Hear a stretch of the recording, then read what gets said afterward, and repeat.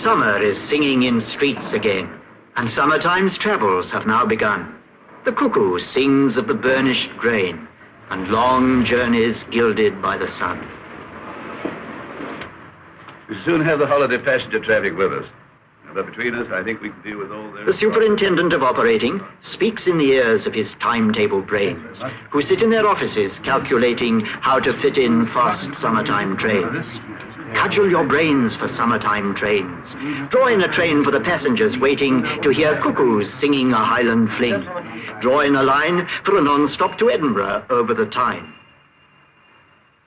And so the new service comes into its hour. The morning is June, the weather is fine. At King's Cross Depot of Motive Power, the drivers come in to sign on the line. Bob Marrable, top-link train driver, who's always a punctual arriver, wears boots, footplate size, has colour-light eyes, and engine oil in his saliva. Rolly Russell, his mate in the team, often sprays out his tonsils with steam and treats gravel rashes by damping down ashes and using the paste like cold cream. The 9:30 non-stop train to Edinburgh, the Elizabethan, will leave from platform 5. Passengers for Dundee and Aberdeen travel in the front of the train. At King's Cross, the coaches are filling with passengers. Porters are willing to carry their cases and find them their places for a tenner or even a shilling. The Elizabethan will leave from platform 5. Passengers for Dundee. Like a general gathering forces, the chef's checking up his resources. All the pains in your belt Mr. Wheeler can melt and roll your eyes round with his sauces.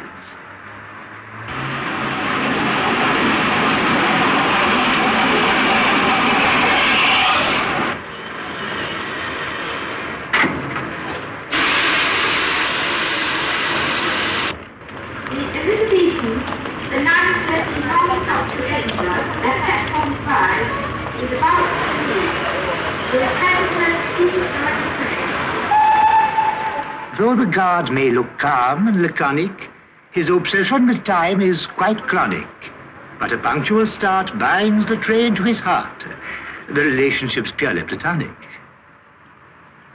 At platform 5, the Elizabethan, a special express of the holiday season, summons its strength. And the time to depart marks an ending for some, but for many, a start.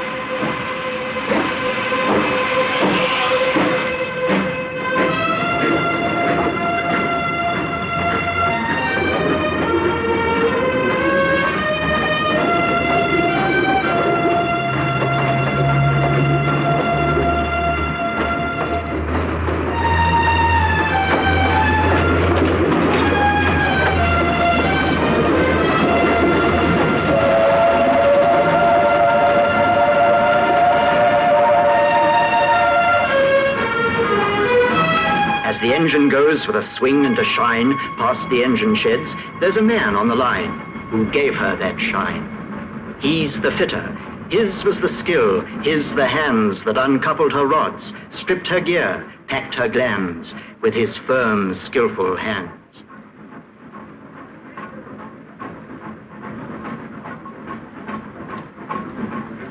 And the boy was one of that servicing crew who gave care and craft to each thread on each screw and made it fit true. They're the fitters, the men with the cunning to bring through each big end and piston, valve, spindle, and spring, all that power and swing.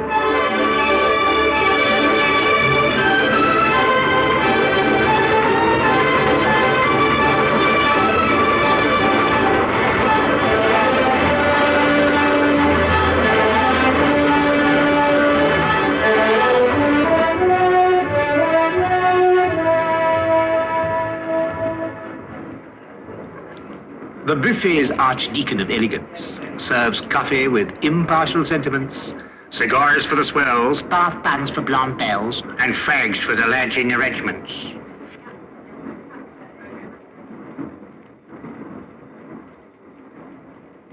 The passengers sitting at buffet tables, the Howards, the Berts, the Cynthias, the Mabels, enjoying the comfort and ease in their seats, careless of crumbs in turnips or pleats, admire the gleam on the chromium plate, the polish on tables, the unfaded state of curtains and fabrics.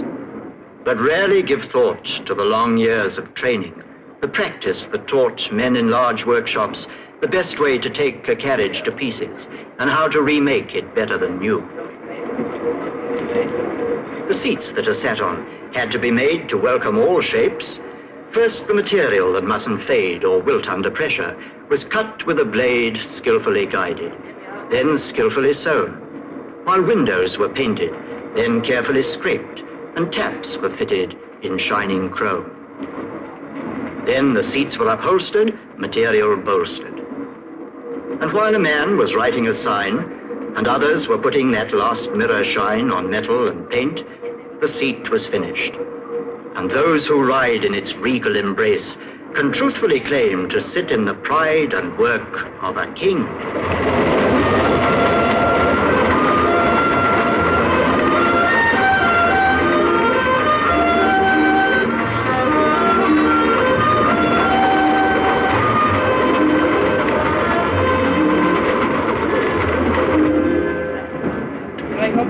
As time gets on, so people get thinner, unless they take lunch or midday dinner. So the kitchen car prepares to fill the waistcoat of Jack and the waistline of Jill.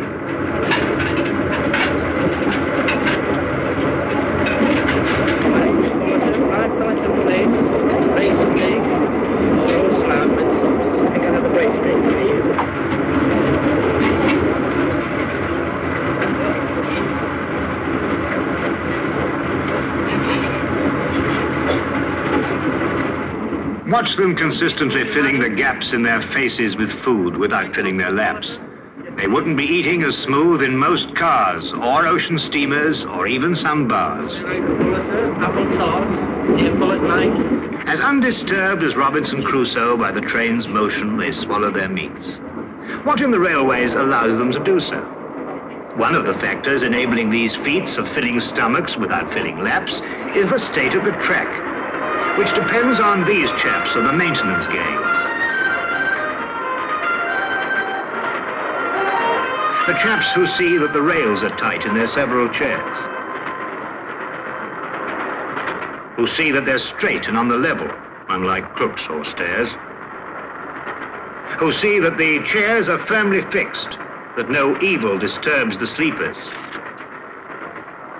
who see that the gap's not been stretched in the night by clandestine creepers, who see that this very important small gap will not cause any damage by wrapping some diner's first-class Adam's apple in chicken or cabbage, who see that the passengers riding in clover can take meals on velvet at 90 or over.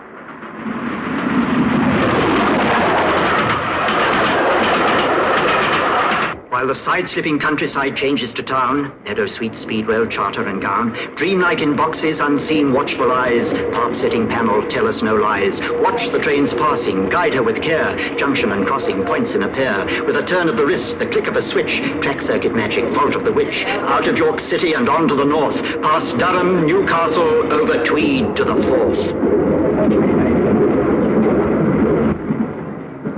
Now beyond York, the Scots crew prepare to relieve the strain on the English pair. No driver of trains is more proud of his Scottish descent than MacLeod. He insists every engine has pipes to each piston and buttons in its box for MacLeod. His mate, Mungo Scott's cursed with Bristol, that's as tough as a John Knox epistle. When he kissed a young lass in the dark for a lark, she asked, "Was that you or a thistle?"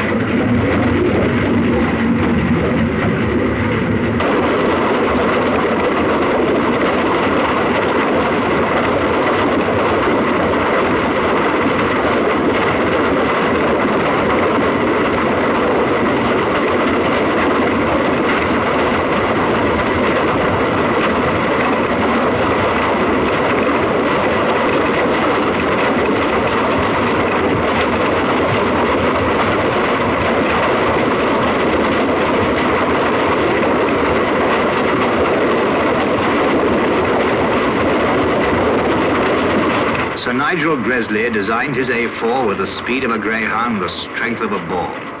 But when he put fire in her stomach, he taught her to burn with a furious thirst for water.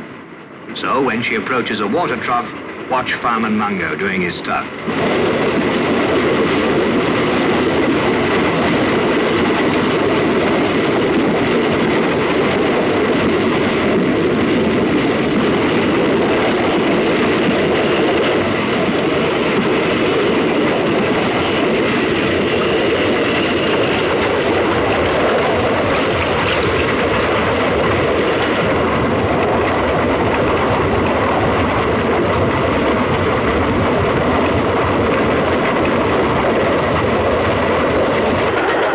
Driver and fireman, relieved of the strain, rest now while the pounding refrain that beat itself into the cells of your brain murmurs along in the voice of the train.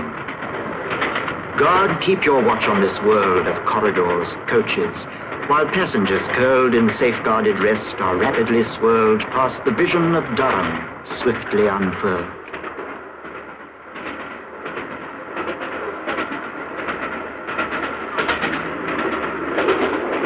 The Elizabethan goes driving onwards, while buffet attendants or restaurant stewards, performing their corridor service dance, try to anticipate passengers' wants, waltzing through coaches to serve in compartments, while signals are serving the train with clear distance.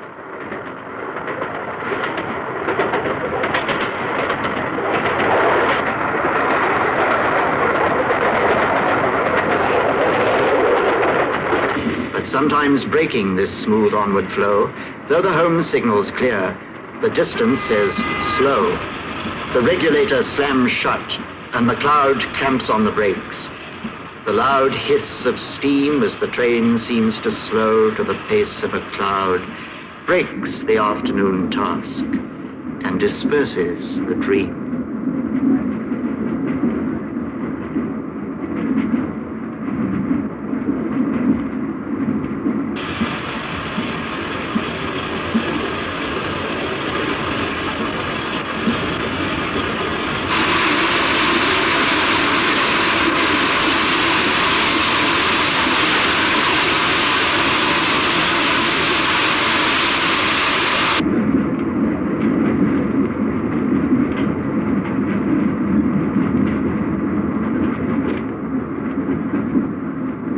At the end of these wires sit men in control rooms, like prompters assisting the course of a play,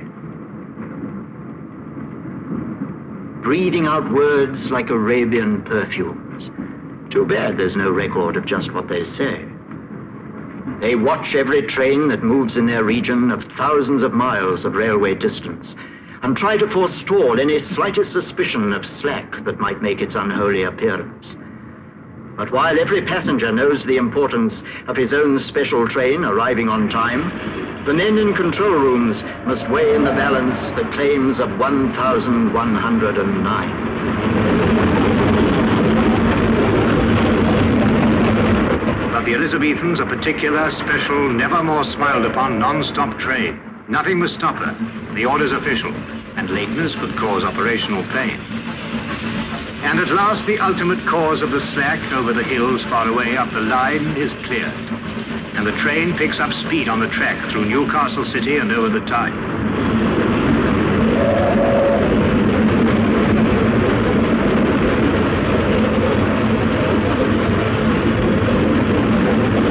But now the express has lost time. She'll be late unless driver Tony and Mungo, his mate, can make up 4 minutes and nearly a quarter on the difficult stretch running over the border. Here's driver McLeod, mighty old hunter, chasing each minute of time's silent thunder, riding down seconds over the straight track, chasing the seconds lost rounding the curved track, coaxing each delicate petal of power out of steam's suddenly blossoming flower. Here's muscular Mungo, hard-handed toiler, who keeps water flowing round the tubes of the boiler, keeps up the pressure, heaves tons of coal on, makes sure his driver's got enough steam to roll on, bends till his back ache, shifts as his feet work, rhythmically swinging to make boiler heat work.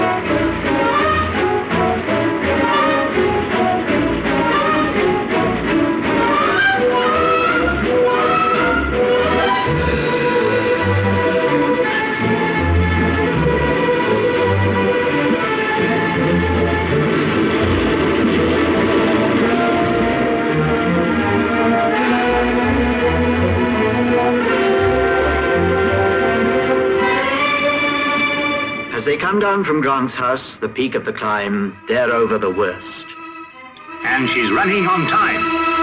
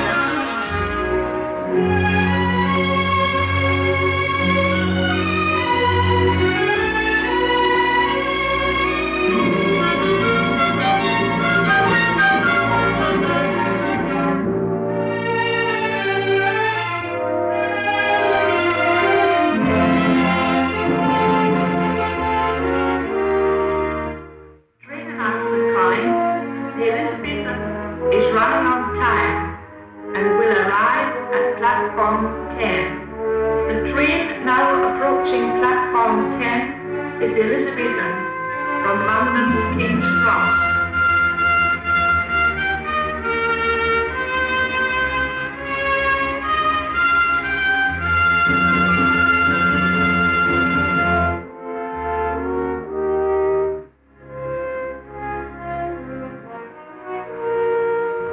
Mr. Arnott of Waverley Station has a very high sense of occasion.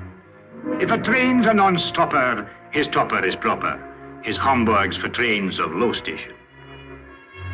The Elizabethan that's now arriving at platform 10 in Waverley Station left London at 9:30 sharp this morning with mothers, with sons in high expectation, with fathers, with daughters, of pounding the path non-stop from King's Cross in 6 hours and a half.